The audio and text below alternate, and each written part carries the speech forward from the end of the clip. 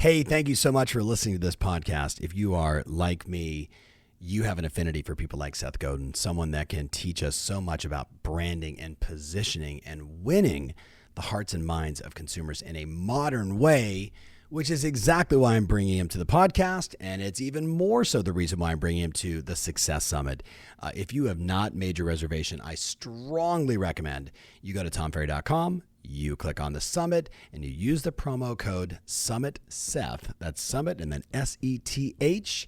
So you get everything he's sharing with us here and there to really move your business to the next level. Go to tomferry.com/summit and then check out that promo code SummitSeth and enjoy the podcast. So here's the thing, entrepreneurs, leaders, salespeople, we all want to create consistent, repeatable, and scalable ways to grow our business and our income. And we want to do it better, faster, and more seamlessly. Why? So we can actually enjoy our lives, take vacations, and spend the quality time we want with the people that we love. How do we do all this without spending a fortune or running ourselves ragged? That's the big question, and this show is dedicated to the answer. Hey guys, welcome back to the podcast. I am so excited. I've been prepping this for this podcast for quite some time. And the note that I wrote down that hit me at 4 o'clock in the morning just a few days ago was Seth Godin, the most generous man in the world. Now that might be a bit, as I'm looking at him now on video and he's giggling, but Seth, here's what I wrote down. 20 plus books on marketing and strategy and positioning and branding and so much more. From what I can tell, whether it's 95 or 96 when you started your blog, that then became the email that I've obsessed about for, I don't know, a decade, 9,400-ish, well thought out, purposeful, thoughtful blog posts, founder of multiple businesses that impact the lives of young entrepreneurs and old. And I would just say one could also argue the undisputed heavyweight champ of modern marketing. So Seth, it just means the world to me that you're on the show. So first of all, how are you and welcome? Well, what a pleasure. And I don't know what to do with that intro. I'm just going to avoid it. And I'm doing okay. This has been a traumatic time for a lot of people. And it's a slog. And my heart goes out to everybody who's trying to find their footing. But I think we are going to be in a rebuilding stage, and forward is the way to go. I agree 100%. And I was, with clients recently, and we were talking about talking about hard times, like how so many of us, yourself included, continued to do our practice, continue to deliver in any way, shape, or form we could to keep people moving forward. So as a reader of your blog, I thank you for doing that. So a lot of my listeners, as you know, are real estate professionals or people inside housing, which, if you look back over the last 18 months, there was a lot of tragedy, no doubt. There was also some triumph, and housing seems to be one of those triumphant segments of the market. And there's a million reasons why.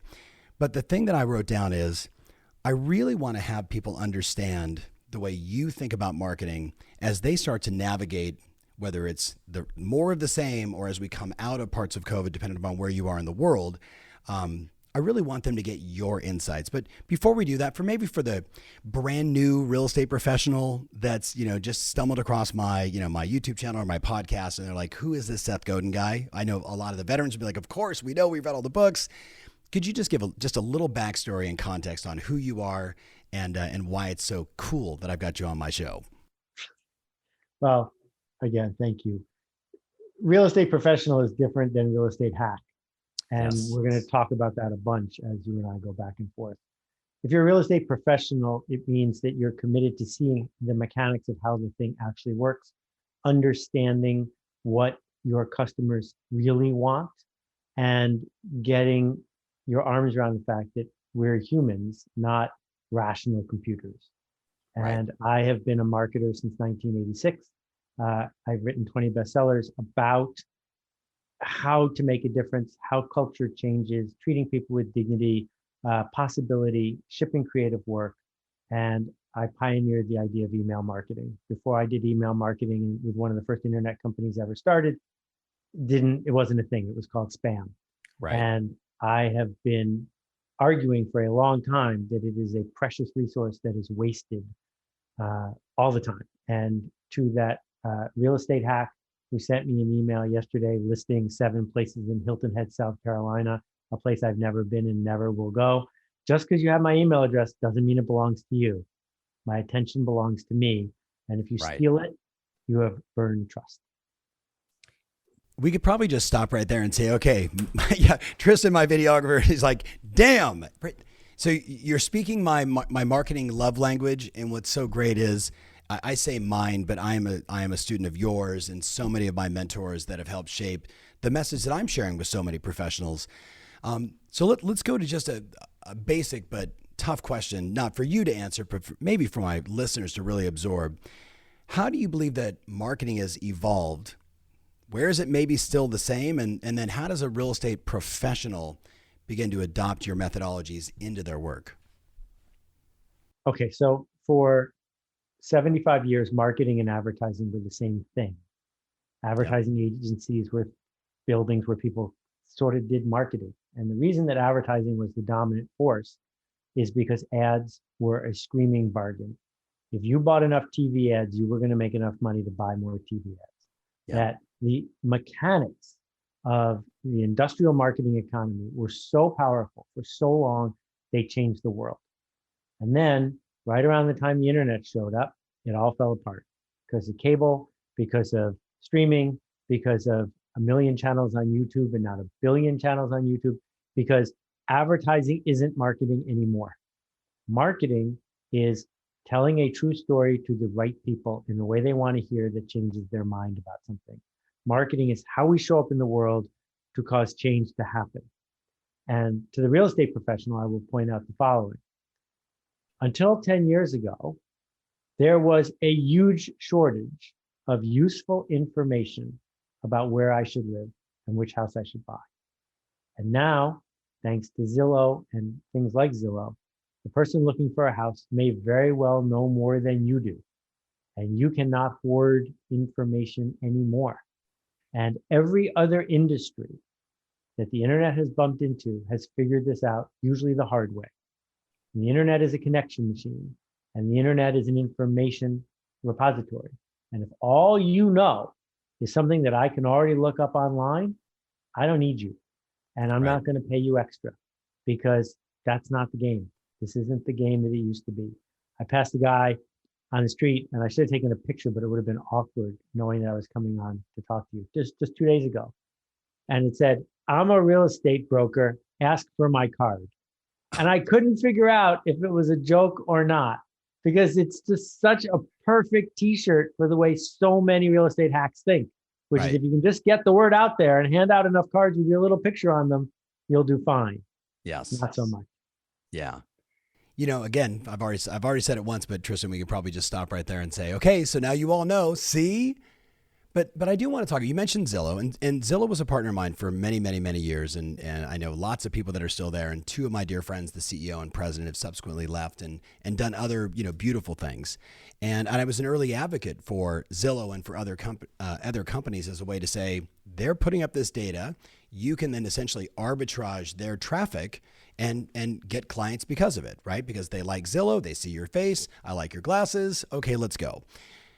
The challenge though today, Seth, is the real estate industry, let's call it just in the US, the $90 billion in commissions paid out, not to the 1.55 million agents, because the numbers, as you can probably imagine, it's the top 50% do 91% and the bottom do 9%, which is just a fun fact for everybody listening. What I'm telling my clients is the industry is under attack because these big companies have realized that most agents aren't marketing, aren't positioning themselves, aren't being the thought leader, being the educator.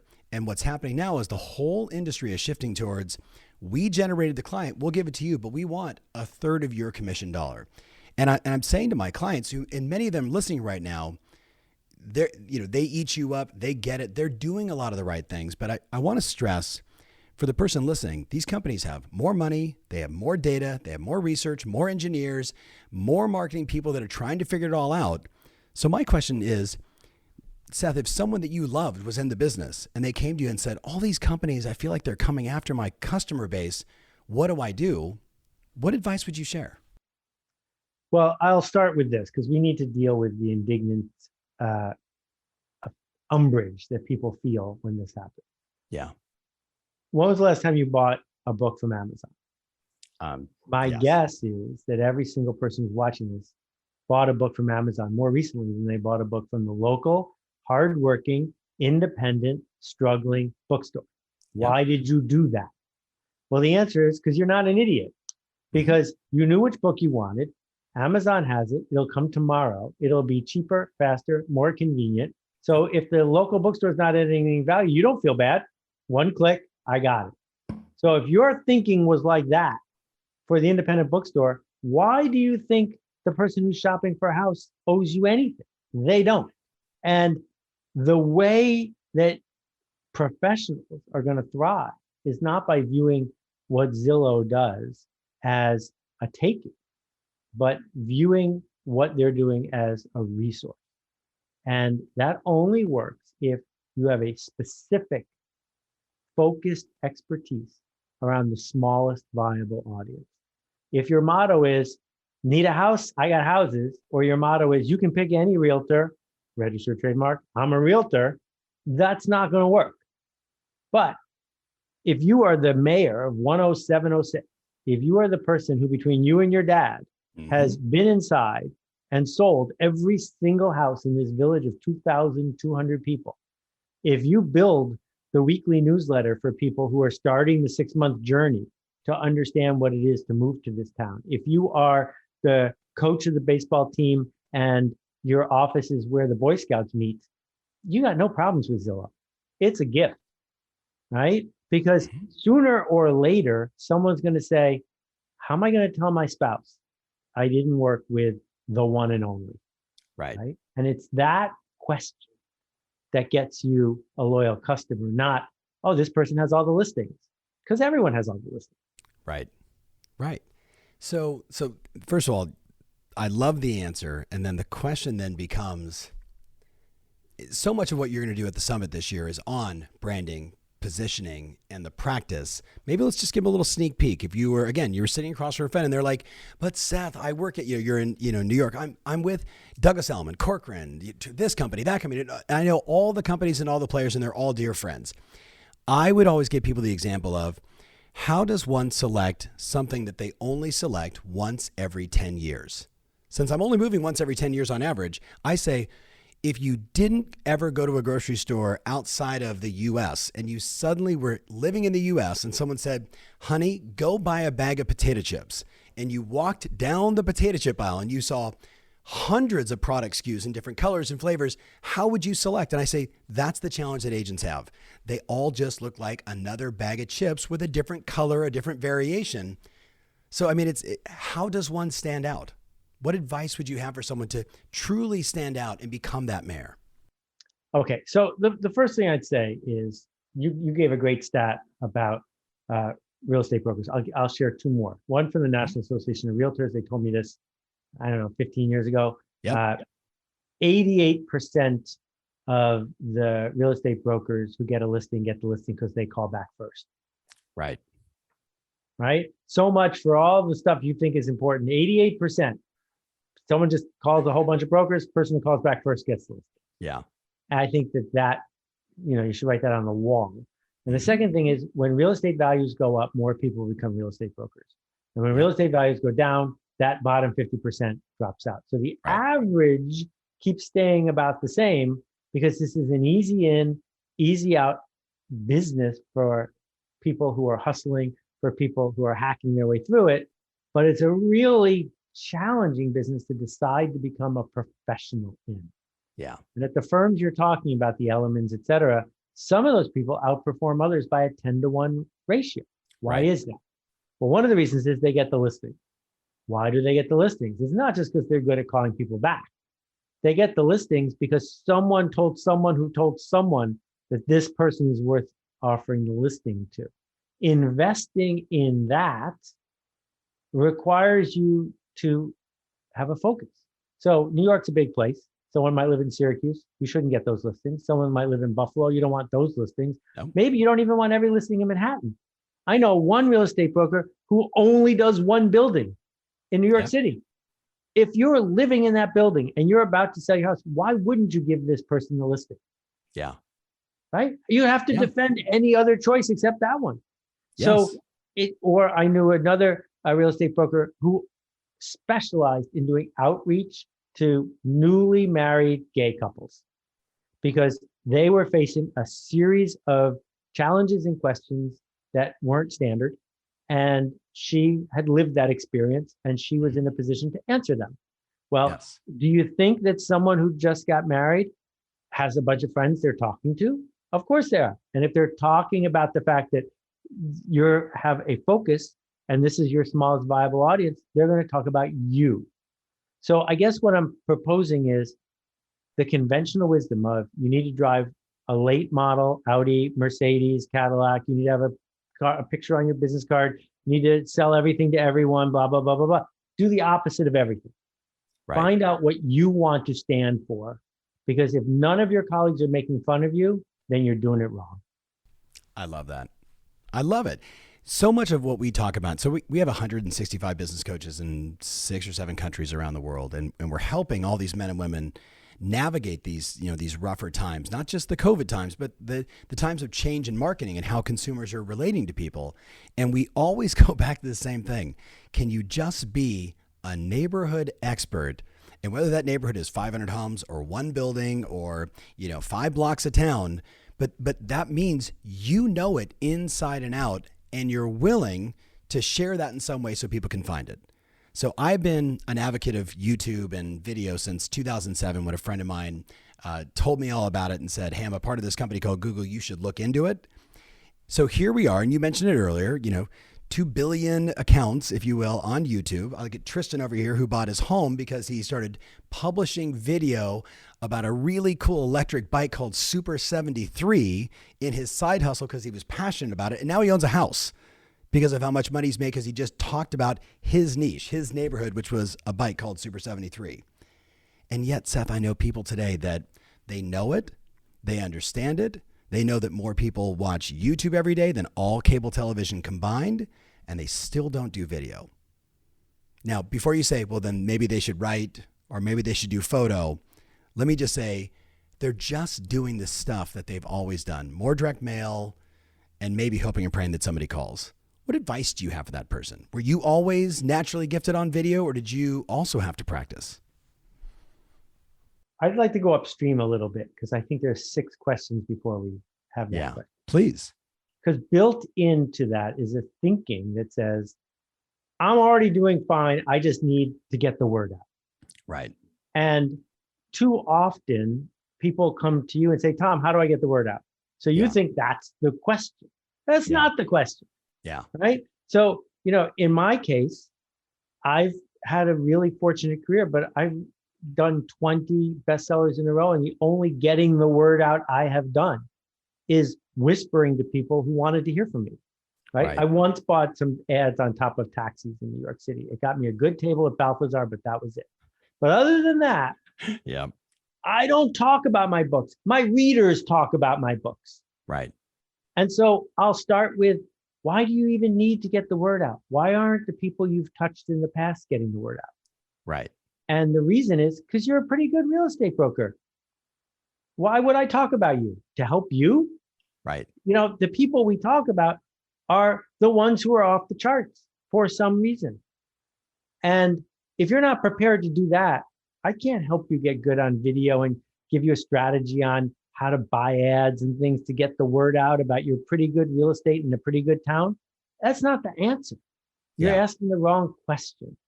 The question is, what would it mean to go outside of the standard real estate box to become a meaningful specific, as Zig would say, not a wandering generality? Right. How do I decide to be a professional? So let's pick an example where we know they're professionals, right? Surgeons, plastic surgeons, regular surgeons, heart surgeons. If you need heart surgery and you live in Cleveland or you live in Topeka, how are you going to pick? From the ads on YouTube? I don't think so. And I think that we could all agree if I gave you 10 choices, most people would pick the same doc. Yeah. How do you become that doctor? How do you become that person who isn't chasing ambulances, which is what I think most YouTube ads are, but instead stands for something so that, well, I'll give you another example. I'm jumping all over here. Please, Yesterday, no, I love it. My office is near my house. My entire world is from my office to my house. I don't get on airplanes anymore. Um, sorry, that's my friends in the local fire department.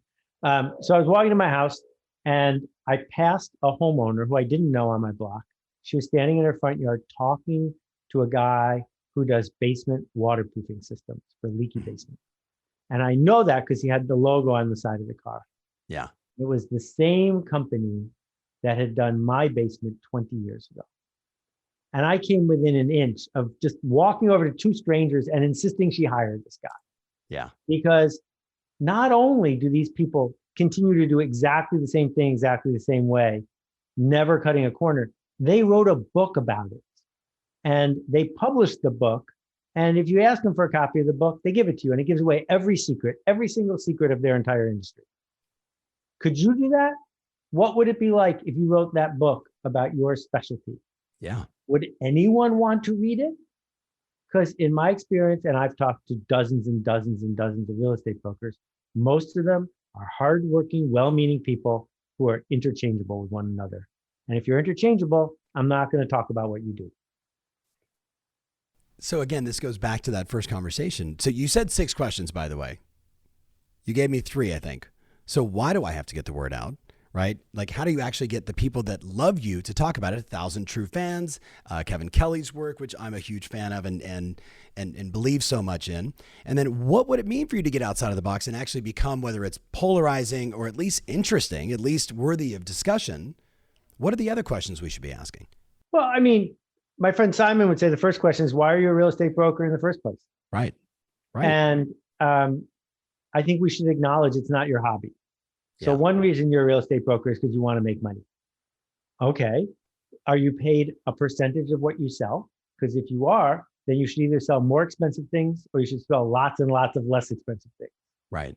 And then I would say questions like, what systems do you have in place so that you're not just a struggling freelancer who only has their own time? What digital systems or people systems do you have in place? Right? So that you have more leverage than the other people that are around you. In the old days, the biggest leverage was the rent you were paying on your office located in a strategic place. Yep. We can all agree that that's probably not worth what it used to be worth. Correct. Right? What would happen if you had 6 virtual assistants located in some place where incomes are lower than here, who called everyone back within 9 seconds? What would happen if you had people doing data visualization and mapping? What would happen if you had a drone pilot on staff? All of these things are easy investments to make. They don't cost hundreds of thousands of dollars. No. That start to establish that you're a professional, not just someone who has a job without a boss. Yeah. Hey, it's Tom Ferry. Question: what's your favorite social media platform? Are you big on Insta? Do you love to tweet? No matter where you answer, I'd love for you to connect with me there. All you got to do is just type in @TomFerry and follow, and let's you and I connect. I want to be able to deliver the right content, the right ideas, the ways to help you grow your business, stay fired up, keep moving, be in action, and run plays that work in the platform that matters most to you. So subscribe, and I'll see you there soon. So you went down just a whole bunch of great questions, and I'm gonna go back to you walking out of your home and seeing this person, not plumber, but that type of business, and saying, God, I want to just reach across and say to them, you need to hire this guy. Like, they're incredible. They worked at my place 20 years ago. I am been the biggest advocate for what one of my buddies wrote a book on called The Review Economy, and he basically says you shouldn't be selling anything. Your clients can sell you far more effectively than you. So if I go back 11 years ago, Zillow, sitting down with them, they said, hey, we're going to allow consumers to review real estate agents. What do you think? And I'm like, what do I think? That's the greatest move on the planet. Because I'm thinking to myself, I'm going to let every one of my clients know, right? The gig is up. If you suck, everyone's going to know. And if you're great, a percentage of people are going to start telling people, and 100,000 or 100 million or now 200 million people go to this website, and there's a pretty good chance you're going to get the validation you need. Right? But now, Seth, not everybody, the vast majority of agents have figured it out. And now I'm reminding people, and as an author, you being multiple, I've written 4 books, what I'm cognizant of is the vast majority of people don't read anymore. That everybody is, we might be watching a YouTube video with text, which I was watching one of yours this morning, right? Like with text, right? Because I didn't want to wake my wife up and I was laying there in bed way too early in the morning. And I'm telling people now, maybe, just maybe, it's about going to the next level of reviews where it's a client talking about the problem they had and why they chose you and the things that you did and the ins and outs. And it doesn't matter about good lighting or bad lighting. Just have people talk about their experience with you. What are your thoughts on just the review economy and, how would you activate it? And what are your thoughts on video as perhaps a medium to take it to the next level? Well, one of the problems with the review economy is as soon as something can be easily measured, it will be gamed. Mm-hmm. And this has been gamed as badly as anything. And we have trained people not to believe the reviews. And that's problem number one. Problem number two is most people aren't going to take the time to watch a video review. Why would they? It's non-linear. I mean, it is linear, can't jump ahead. Yeah. And it's just not on the agenda. I was talking with Zillow CMO a couple weeks ago, and one of the things I said is, one of the things that's missing from Zillow is comments and rankings of the listings themselves. Yeah. I would think that would be an unbelievable addiction that people would have, just all chiming in the chat about what they like and don't like about the place. But instead, if I was in real estate, what I would do is I would start making videos that were of use. So I would say, Here are the 3 biggest mistakes everyone makes in a kitchen when they're getting their house ready for sale. Yes. And I would make my own channel and I would become a celebrity. And I would be the generous expert on these 6 areas over and over and over again, teaching people, holding nothing back, everything that I know with proof about how to do a thing. Because what we know about the way our celebrity culture works is if people recognize you, they trust you. And if you have acted in ways that make it more likely that they trust you, they will trust you even more. Right. And that is totally different than saying, please watch these videos of other people who you don't know, who I may or may not have paid money to, who are saying nice things about me. Yes.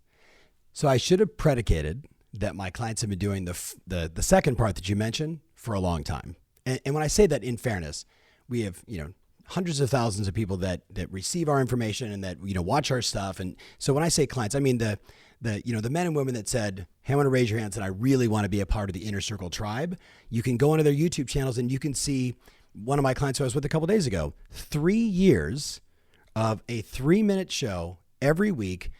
Here's how the market is in outside of where he is in Portland. And it's boring as all get up, right? It's just market news. Hey, in the last week, this many homes sold, this many came on the market. Here's the new price, right? And he never says, and by the way, if you're thinking about selling, give me a call. He just says, here's what's going on. Here's the market news. Hope you found this valuable. See you next week. For 3 straight years. And he's sitting with me and he says, 11 people called me last month and said, come list my house. I had no idea who they were. They're not in my database. They're not people that went to one of my open houses who registered because they wanted information on how they watched my stuff on YouTube and they called me and said, list my house. Now for the person listening, I'm not saying if you just shoot one of those videos, 11 people will call you. You missed the first part. For 3 years, every single week, he's been doing that. And 5 things you can do to improve your home before you sell, or 7 things you can do to improve your value after you bought a home. So in so many variations of, so I should have started there to give you context for what we believe is that, and we're seeing people watching this because they're going to their website or they're going to their Google My Business page, right? As an example, and saying, here's Seth's website. A lot of people are saying good things, right? But if all of a sudden one person that kind of looks like me who bought a home as a first-time buyer versus a move-up buyer versus an out-of-state, that person, okay, I can relate to that. And not long videos, 1 minute, 2 minutes, 3 minutes. But I totally get your context. Yeah. And then let's add the permission element because this goes back to the listings. It's one thing to say, I have an email list of 8,000 people because I've scraped together their names. It's another thing to say, there are 100 people who have made it clear that they're about to move to this neighborhood. And what I've offered those people is an exclusive tour of all the new listings in town every week by video. And then I can go to people who are hoping to listen and say, and I'm the listing broker, you're one of the first ones in the video. And if I'm not, you're one of the last ones in the video. But Yeah. if the person who's listing a house knows that 200 people who are ready to buy a house are going to see the video tomorrow, it's a lot more compelling to pick this person to list because they're a publisher now, right? They have the audience. It doesn't make sense to send money to the Cleveland Plain dealer for an ad anymore when you can be the Cleveland Plain dealer. Right. Right. So we're talking about, what works. And we started this conversation by like, you have so much, so much depth and so much experience and you talk to so many people. Let's go a different direction. What do you think doesn't work anymore? Well, I think the biggest thing that doesn't work is non-intentional culling of the list. What happens is, thanks to Zillow and other things, there's more incoming in people looking around, but not really. People who are sort of interested, but not really. Right.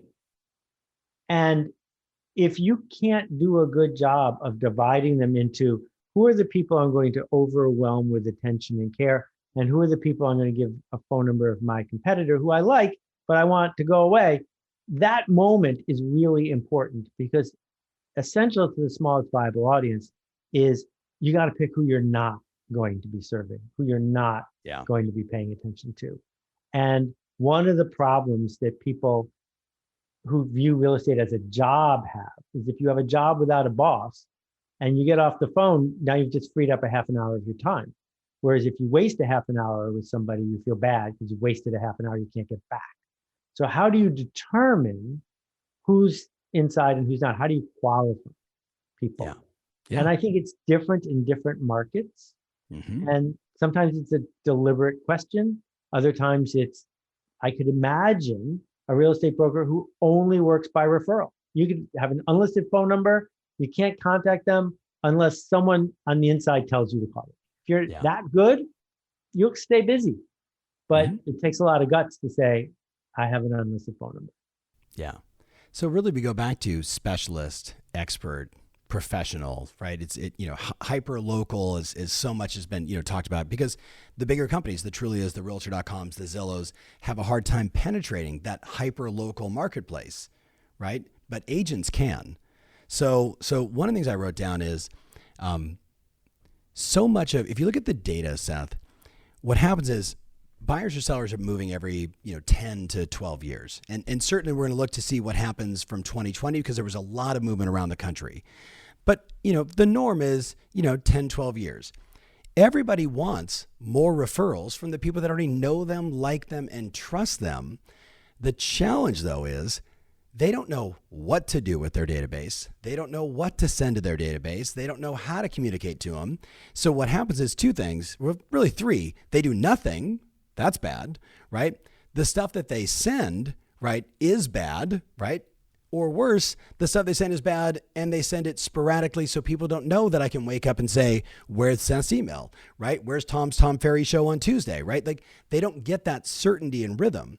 So if you were thinking about the, call it the 700,000 agents that are I would deem professional, the way you would say it, what would you recommend to them knowing that 80% of the consumers from surveys actually like to hear from their agent? And the number one thing they do want to know, and maybe it's a current moment in time, is they definitely want to know the value of their home.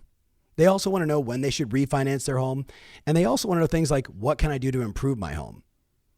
And yet agents send just sold cards. Look, I did it again. Why me? Right? And I make fun of them. So I'm not, if you're listening right now, you've heard me in a loving way carefront you that maybe, just maybe your message isn't landing. So what would you recommend? Okay. So first, I also received those postcards.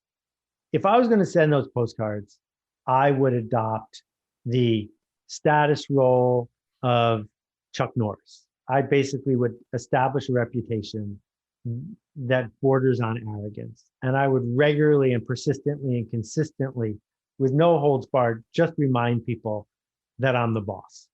If you're not prepared to go that far, don't do it at all. So leaving that part aside, in the first 2 months after someone moves to a house, two things happen.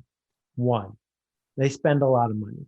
They spend a lot of money because they want to fit in. They spend a lot of money because there are problems to be solved. And number two, they're feeling deeply alone, unseen, and insecure. And I am still amazed that real estate brokers haven't figured out how to solve those problems at the same time. Yeah. Why isn't it that as soon as someone moves into a home, the real estate broker who sold that home brokers meetings between the homeowner and three plumbers who are all auditioning, two electricians, blah, blah, blah. If you want to be on Arthur's list, you better behave, because if one homeowner complains, you're off Arthur's list, and I'm not going to bring you any more, right? Like, so many things that you can do on the money spending side. Yeah. And then on the other side, why doesn't that person having a really nice cocktail party every month for all the new people who just moved into town and all the people who had previously moved to town, to welcome folks with no upside other than, that's what I did. I didn't sell you a house, I brought you a home. Yeah. Because that establishes 3 years from now, when you send me an email about what my home is worth, I'm going to open it, because you sent me 150 emails before that one that computer-wise easy to do, but I'm opening them because it's about me. It's not about you. Yes. Seth, I hope for the person that's listening on audio, you actually watch my response, because I'm like, I'm dying over here, Tristan. You've seen me speak 300 times. There's a number, and I don't want to misquote it, but you can get this from my buddies over at 1000 Watt. Big shout out to Mark and Brian and those guys.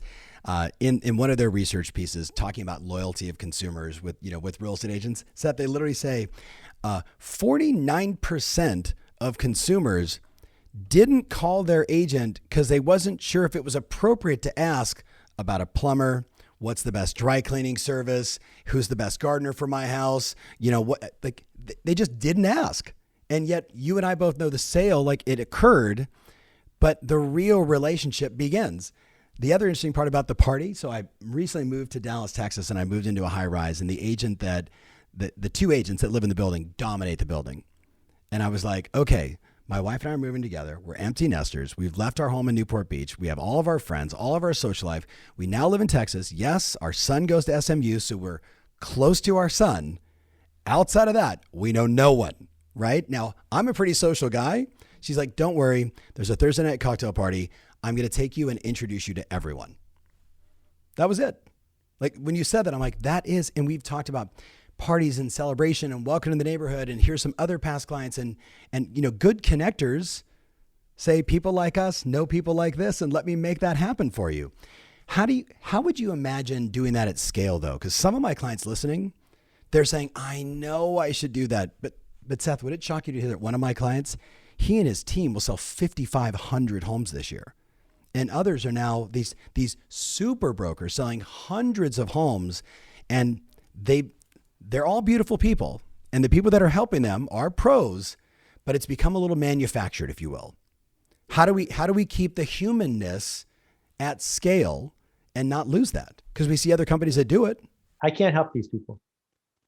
These people have a totally different problem that is not what we have been discussing this whole time. Yeah. If you are selling 5,500 homes a year, you better have an economy of scale that permits you to do things that an individual or small firm can't. If you don't have that, then you're just, I don't know how you got to 5,500. If you do have it, spend the money. Open your wallet, blow out the dust, and spend the money. Because don't pretend that you actually know these people. You're selling, every week. What is that? 100 houses a week? You don't know these people. Don't act that way. No. And to the small firm, don't ask for a referral, don't ask for the listing, and don't ask for the order. You invited me to a party.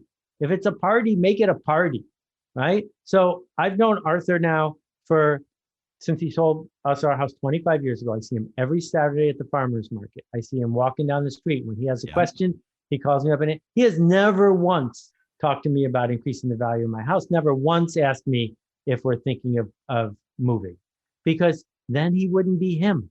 He knows that I know who he is, but I'm going to refer people to him, and I've referred people around the world to him who he says no to because he's here.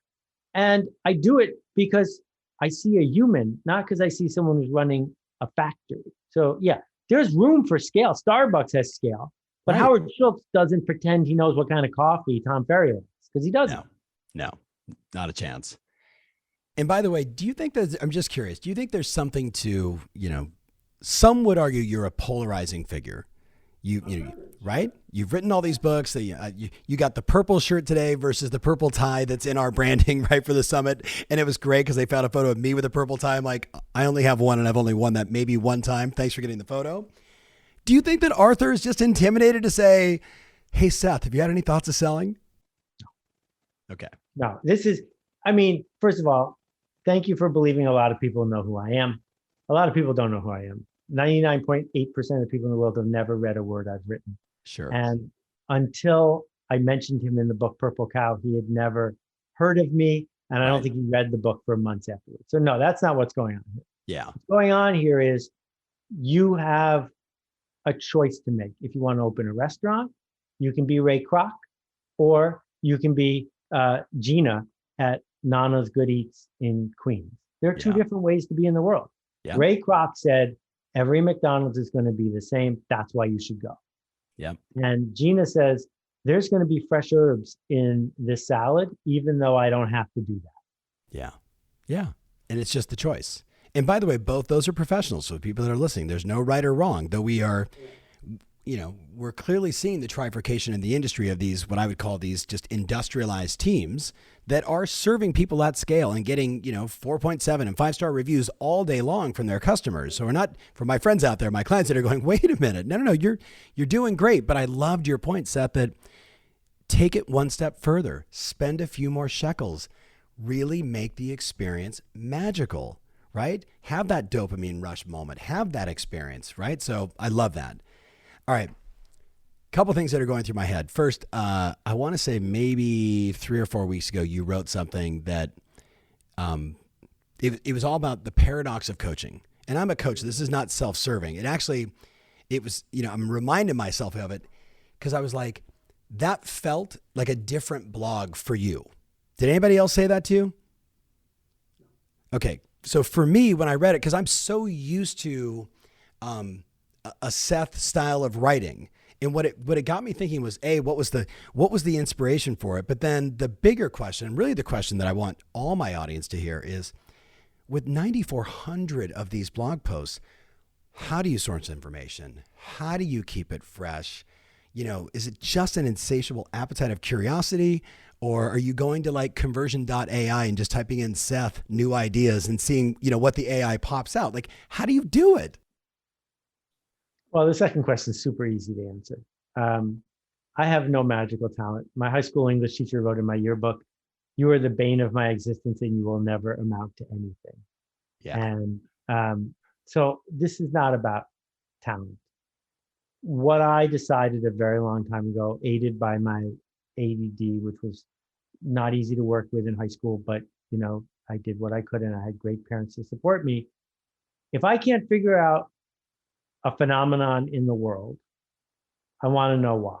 I want to know, why does it work that way? Why would people vote for this person?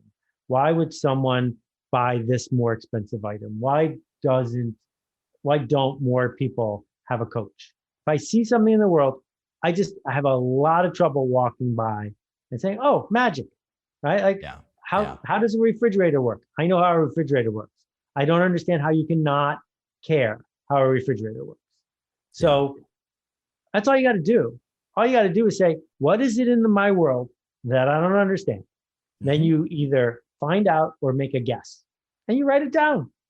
And every day I write 3 or 4 blog posts about things I'm noticing in the world. And one of them ends up on my blog. And I'm not a great writer. I just write like I talk, and I practice talking well. Yeah. And so the coaching one was, I know people who would benefit from having a coach.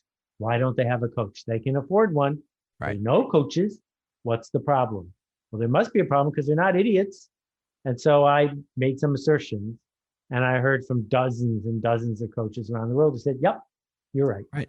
Right. And again, I want to, I have so many clients that I don't have a client attraction problem. It hit me because, of course, I was like, wait a minute, this is the first time he's ever mentioned my little world. So this is interesting, right? What was it? What was the curiosity behind it? But I love there is a process, right? There's a method. It is your curiosity. It is the question of why is this? Like, why does a refrigerator work? Or, what do you do if this happens, right? And that's, to me, there's so much magic in that.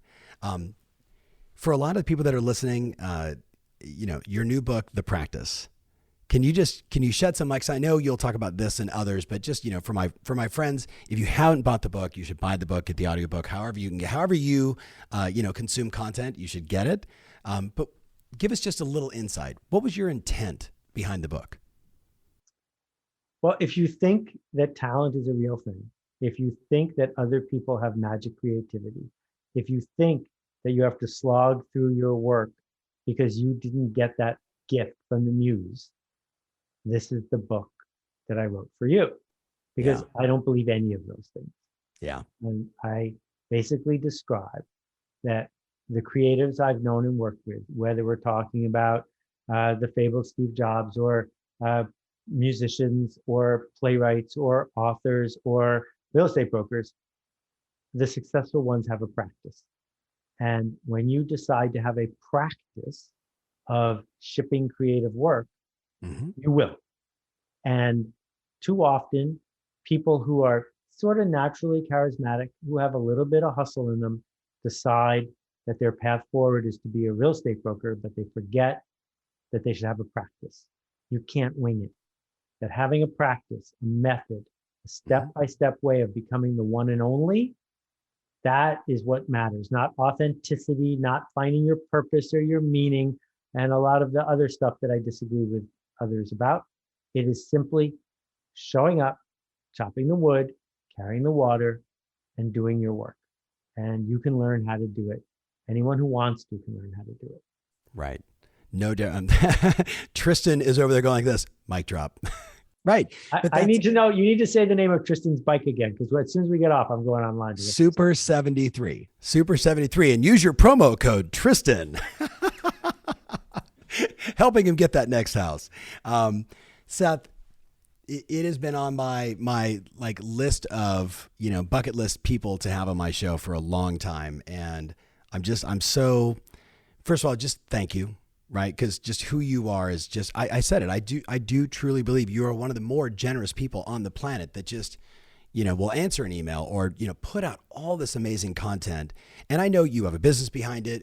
But I don't, I don't read your blog and see the. Jay, I want to interrupt. I don't have any employees. I write every word myself and I don't have a business behind it. I really don't. I'm thinking of the alt MBAs and things not mine. that I've. Yeah, but it's not mine. It's a B Corp. I don't own it. I don't run it. Got it. Okay, thank you because I didn't know that. So thank you for clarifying. But I've referred a lot of people to the alt MBA. So I'm like, hey, all right, you didn't go to college, but you think you should go do this class, right? Go to this one or go to Jack Welch's other one. But find something, right? Lean into someone. So thank you for that, for clarifying.